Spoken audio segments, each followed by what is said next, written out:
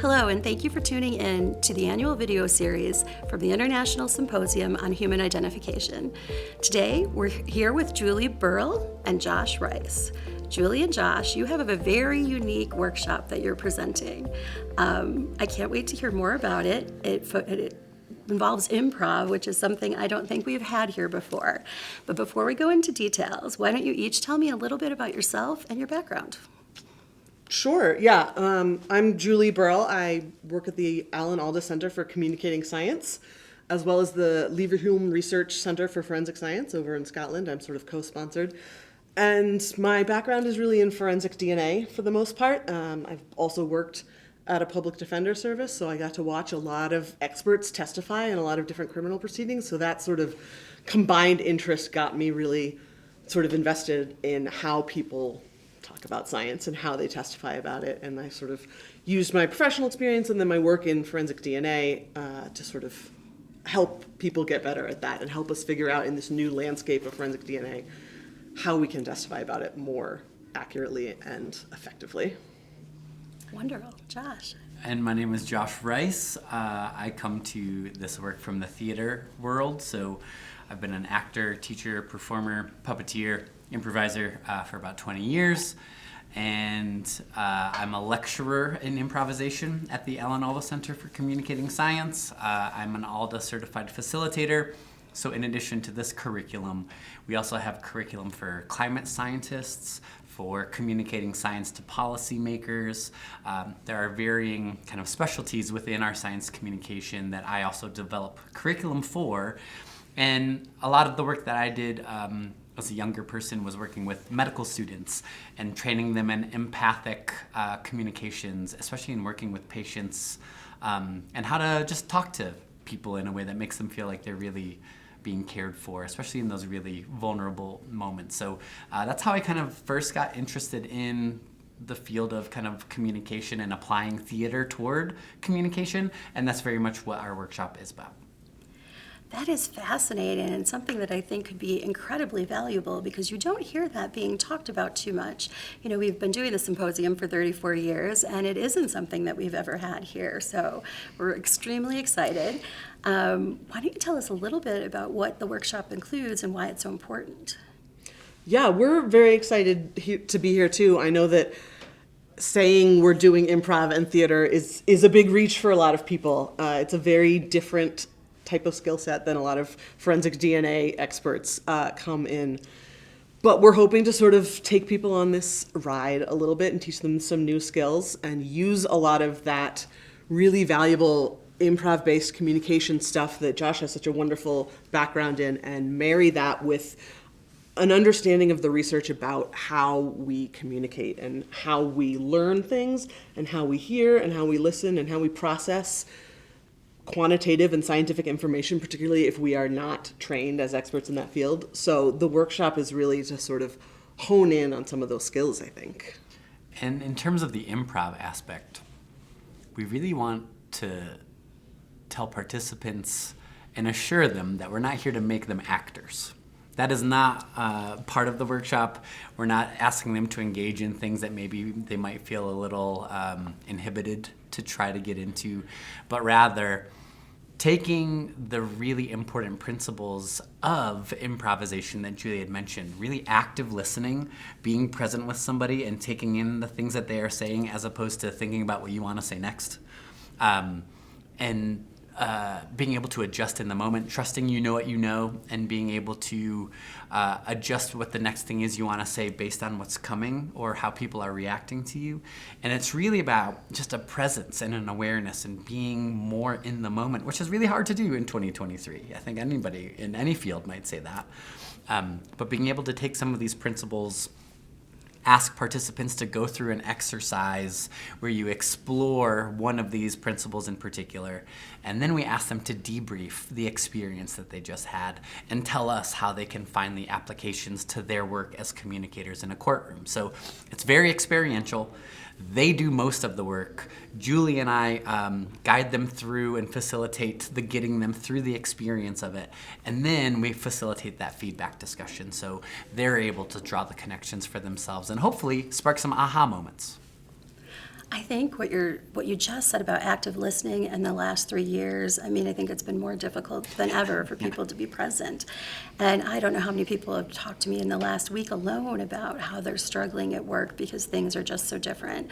So that I think this is a fascinating workshop, and we definitely had a long list of participants lined up to take this. So, and being forensic scientists, sometimes, there is, more focus on the science and not as comfortable in other aspects. It's stereotypical and it's not for everybody, but it can be scary if that's not your skill set. So I think it's amazing what you guys are doing. How did you team up and come up with this? Well, so we work together at the Alan Alda Center for Communicating Science, which really focuses on creating this kind of partnership. They do a broad range of science communication, professional development trainings. I think they've trained something like 20,000 scientists. They work with a lot of different major institutions. And Josh does a lot of different trainings, and I do a few other trainings as well in broad science communication. But whenever a sort of project arises where they want to develop a specific curriculum, they make it a real effort to partner up people with Josh's really great facilitation, theater, improv background, and then the sort of message design or subject matter expert that I bring with my background and expertise in courtrooms and DNA and forensic practice in general. And so that's really the sort of the basis of it. Is it's a great partnership, and it's very deliberately made so. And just an interesting topic area, I think, when they approached me to say, hey, we would love for you to work on this project with Julie, here's what it is. And I was like, oh, wow, forensics experts? That's an area that is really interesting and fascinating. On top of the challenge of when you're in a courtroom setting, there's communication coming to you kind of in one direction, and then you're trying to communicate to the jury over here, but they can't communicate back to you, at least verbally. Body language is another thing that we ask them to pay attention to, but that's a separate thing. So the challenge inherent in a courtroom communication situation is really interesting. And that, I think, is what makes kind of this collaboration really fun, is Julie can tell me a lot about what people have faced, what Julie has seen in her experience, what the literature is saying, and then try to solve and address some of those things through applied improv and theater. I feel like that is so important. We actually are focusing a lot this year on testifying and what that means, because a lot of forensic scientists, and certainly our students and our people who are newer to the field, don't really grasp that that's going to be a part of their job. And some of the programs don't even cover that in much detail other than a class or two. So it's becoming so much more important. You talked a little bit about a few of the examples how this is applied, but maybe you can give us some others, how this relates to forensic scientists in particular. Well, one of the reasons, as you said, that people aren't getting trained, I think that's such a loss for the field, because we do all of this communication work with a lot of different types of scientists, but forensic science specifically exists to be used in a communicated context, right? It is basically, its raison d'etre is to be shared with investigators, lawyers in a courtroom, a legal context, right? That's what forensic means. So I think it's a real disservice that we are not embedding more communication and testimony training into forensic training. A lot of people get sort of the standard moot court in their part of their onboard training for their lab or their office or whatever, and they do it once and they have a supervisor watch them, and then they're sort of signed off, and there's not a lot of feedback that comes from the jury. You don't actually get a lot of input on how effective that was. You sometimes get supervisors and other people watching you and saying that looked really good, and sometimes that's really valuable, and sometimes you're missing a feedback or an input opportunity to really focus your communication and your exchange of forensic science ideas on the jury, on the people who need to understand this information to make a decision. So that's, and to add on to that, a big part of the design of this curriculum is allowing participants to work together and then get feedback from one another. So they're talking to peers in the field, going through it, they're knowledge sharing, they're talking about experiences they've had, challenges, and others that maybe have more experience are able to then communicate back to them things that they've experienced in the past that might work and address that challenge. So the peer sharing and feedback aspect is so important and something that we always try to work into our curriculum. So this is an amazing start for people who haven't had this kind of training or are interested in getting into it in a deeper way. How do you help people keep up on that skill set, or what would you recommend for people so that they can continue to practice that, since going to trial can be a very occasional event? Well, one of the sort of easiest things that people could do is really take the time to talk to people outside their lab, whether it's at home over the dinner table or in a classroom of fifth graders, whatever it is. You learn so much about what other people are hearing when you talk to people who are outside your little world. Don't talk to your lab members or your peers. Try starting from the beginning and explaining the results of a case and how your DNA analysis worked to your cousin over Thanksgiving dinner or whatever it is, and encourage them to ask all the questions that they want to ask to get that clarification, because it really clarifies for you what is being heard by your audience if you can have that interaction with someone outside your field. So that's an easy first step, right? Take the time to have those conversations. That'd be my first step of advice. That's a great answer. Josh, anything to add?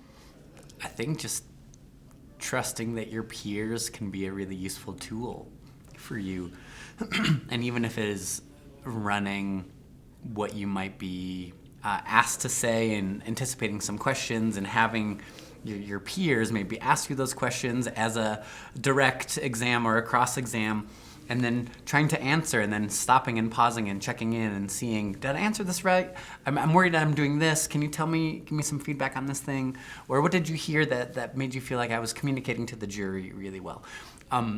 The ability to just rely on our peers and get that feedback, I think, can sometimes be so useful and integral to it. So that's another thing that I would say is just practice with people that you trust. That's great advice for everybody, I think, in any field. Julie, with your background especially, are there mistakes that you have seen that have been made that maybe this training can help address or help people adjust for the future? Well, what I think a lot of people are running into, and it's not so much a mistake as it's just a tricky area, is now we're getting into this place where people are very comfortable testifying about the substance of their results, but then we get into a hypothetical scenario about transfer DNA, and could it have happened this way? And if I shook his hand and then I did this, and could it have done this, and could we see that result? And we are testifying to these likelihood ratios about evidence under varying hypotheses, and it's incredibly difficult to express to a jury. So I think what the trap people are sort of falling into is they maybe haven't practiced a professional and actively listening way to say, I hear your question, this is where I think you're coming from, I want to meet you there, and I have to say that I don't know the answer to that. I don't actually have enough data to provide you with a reasonable estimate about the likelihood of the event that you're asking me. And that's an okay thing to say. It's really entirely fine for an expert witness on the stand to say, I don't know, that's beyond the scope of my expertise. I don't have sufficient data to provide you a reasonable answer to that. And you can do that and still remain a very reliable expert witness. You're not compromising your professionalism doing that. I think that is the best advice you can give anyone. I think everybody feels compelled to answer when they're asked a question. So fighting that urge and realizing that that might be your best course of action. Yeah, and really, I think the improv helps in the way of staying in the moment when people feel like they're getting backed into a corner on a cross-exam scenario, and really listening and trying to meet that person and engage. This is a real conversation rather than this interrogation gauntlet to survive, but as an opportunity for us all to learn and say, let's talk about what we do know and what we don't know and how we know what we know, and engage everyone in that process. Interrogation gauntlet, I love that. I think that's how a lot of people see I'm cross-examination. sure people feel that. I think I would feel that in a similar situation. Yeah, absolutely. If you each could pick, your most important piece of advice that someone could take away from the workshop that you're doing here, what would it be for each of you? Yeah, I'd have to think about that a minute. Probably try and think about this whole experience as an opportunity for learning to happen. That although your professional presence is important, the bottom line of you being in that courtroom is for the jury to understand your results. It's not strictly for you to perform in a professional manner and get everything right and nail it. The point is for the jury to understand your results. That's a successful testimony. and sort of uncoupling your ego from that experience is really difficult to do, but I think so worthwhile in terms of the quality of the fair administration of justice in a trial, which is what we're all going for. One thing that I might suggest for folks is when you're really being present, you're reading all the cues that your audience is giving you. So if you're paying attention to jurors' facial expressions, you might know that that term you used was something that they were unfamiliar with. And if you can pick up on that little subtle cue, which they happen in milliseconds, but we do this every day, so we know when someone doesn't understand us, you can see it in their faces. Taking maybe that moment to then clarify what you use to then be able to move forward. And then that way, as long as we're paying attention and seeing nods of affirmation, you know you can keep moving forward. If you're seeing quizzical looks or crossed arms body language, maybe that means things aren't resonating or being understood. And that, I think, if you are able to pick up on those things, can allow you to be a little bit more flexible in the language and the concepts that you're using. Those are both great pieces of advice. Now, we had such a long waiting list for your workshop. So for those who weren't able to attend or weren't able to attend Ishi this year, as is the case with some people who rotate years, are there other ways that they can work with you or other opportunities to train in this area? Yes, definitely. They can reach out to me. They can reach out to the Alda Center. We have information, we have flyers, we have a website. You can Google us. I think it's aldacenter.org is probably a good starting place to find out about a variety of the trainings, including the one that we have done for forensics. And we deliberately keep them very small because it is this very interactive, experiential learning. And so it's just, because of that, we couldn't let everybody in to this particular conference, which was too bad because it's always fun. Okay, that was wonderful. Thank you. Anything that we've missed? Anything interesting we're really catching you midday in between your workshops, so we so appreciate that. We're honored that you're willing to speak with us right now, particularly. Anything we've missed that you want to make sure that we add? Anything from this morning that was particularly interesting or stood out?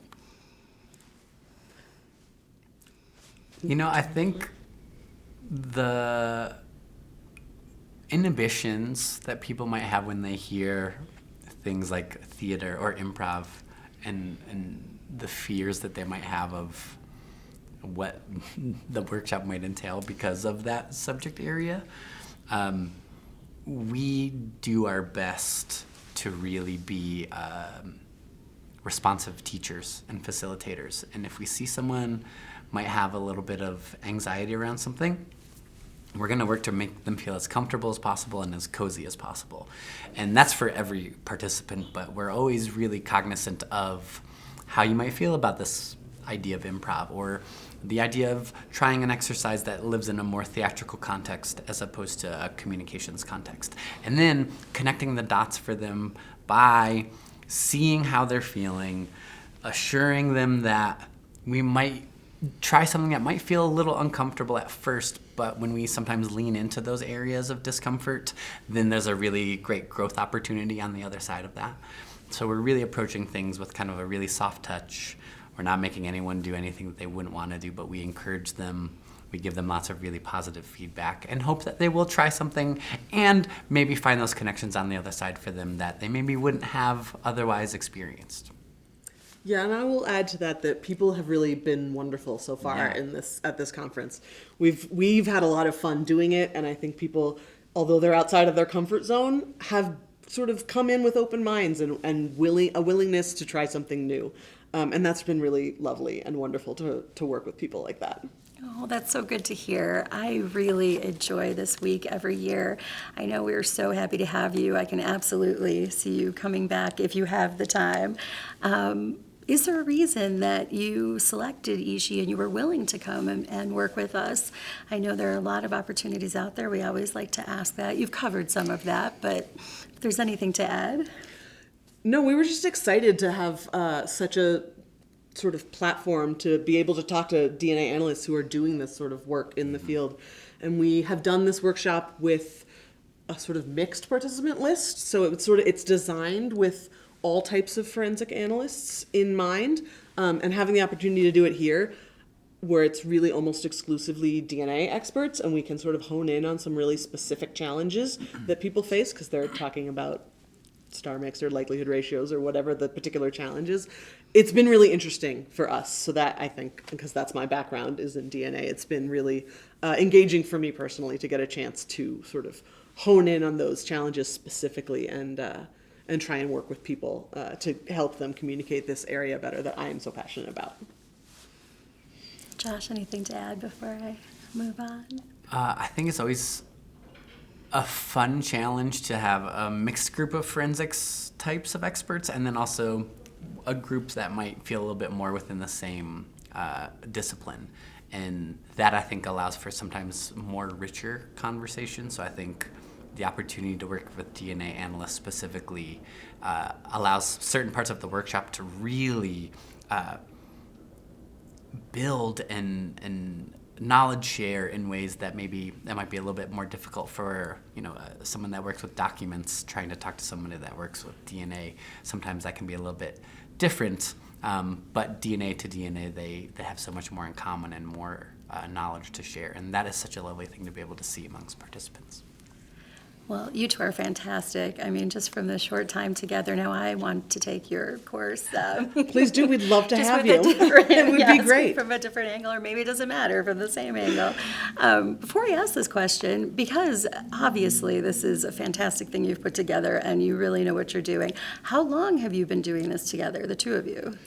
So we're sort of still in the early rolling out days of this. It's a relatively recent process. It's I don't know, maybe a year and a half we've been working on developing stuff and rolling it out and having these ongoing meetings. It's a very iterative process to develop curriculum. We sort of do something, we try it out, we talk it over, we revisit. We get feedback from participants. We get feedback from participants and our own peers at the Alda Center. We've got a lot of really wonderful colleagues with great curriculum brains who help us sort of sculpt and sort of scaffold the learning in appropriate ways. So yeah, it's been an ongoing process for maybe a year, but we've been rolling it out for a few months now, and so far it's going really well. Oh, that is wonderful. And Julie, how long were you in the field? Well, let's see. I worked in a lab for a while. I worked at the Public Defender Service for 5 years. I've worked in a couple medical examiners' offices briefly. So I probably, after college, maybe spent 10 years doing various eclectic things related to forensics and forensic DNA, and then I went and got a PhD in forensic DNA because I just loved it that much. I wanted to study it. And now here I am. It is the most fascinating field. If I could go back and have a second career, that would be it. I mean, I really enjoy learning more about it through, being at the symposium every year. Yeah, so do I. So this is a question that might apply to you. We're coming up on our 35th anniversary, so we're asking, and it's optional, but what have you seen over your 10 years plus now working in the field that's been the most surprising to you? Ooh. It's a big question. That's a big question. Take your time. It's a big question. I feel like what has been really surprising to me has been the range of answers to the same question. It's kind of like an experiment in chaos theory or something where you have what you think is the same set of results and you're going to go in and testify about it. And then depending on the lawyers, depending on the jury, depending on the other facts of the case you don't even know about, it plays out deeply differently every single time. So the same set of evidence comes across in different ways, and there are inherent problems with that structurally that maybe we should address as a community. But it's always surprising and interesting to me to hear a new way that someone is talking about the same type of evidence. And I found that very interesting and surprising over the years. Now that we have AI and we're on the verge of quantum computing, I feel like there's a chart or there's something, a graphic in there that could be put together of all of the chaos that's out there. Yes, certainly. I think that's true. Yeah, it's going to keep changing a lot in the future. It certainly doesn't stay stagnant. No. Do you have any ideas what the future might hold? This is speculative, but a best guess. Again, this is more of a 35th anniversary. Let's see what everyone says, and then we'll check back in 20 years. And see just how wrong and right we were. Oh, my goodness. I mean, we're going to come to a crossroads with how we testify about statistical calculations made by a software that people sometimes understand and sometimes don't understand, and we all understand that you can't cross-examine a software. So if they're the ones making an opinion, there's an inherent problem with that. But if we fully understand it and are just using it to guide our expert opinion, that's different. And I think we're going to come to a real, it's challenging for everyone now, but we're going to come to a real point of reckoning of figuring out, this is how we're going to need to talk about this, and this is what we can say, and this is what we can't say, and we need to be able to do it in a way that is accurate and appropriately limited and effective and clear to a jury. And that's a big ask. That's a lot of requirements, but I think we're going to get there. I think we have to. We're on the cusp of absolutely needing that. So I think in 5 years you can check back with me, and we will have come to some sort of big conclusion about it. Okay, I love that. And I love that you're willing, but I love that answer. Julie, Josh, thank you so much. This was really wonderful. We so appreciate you cutting your lunch short, and thank you for attending with us this year. It's been an honor, and Thank you. Thank you for taking the time. It's been a pleasure. We've enjoyed being here. It's always fun to talk about the work, so yeah, thanks for the opportunity. love hearing about this work, and I can't wait to see what you guys do next. Thanks. Thank you.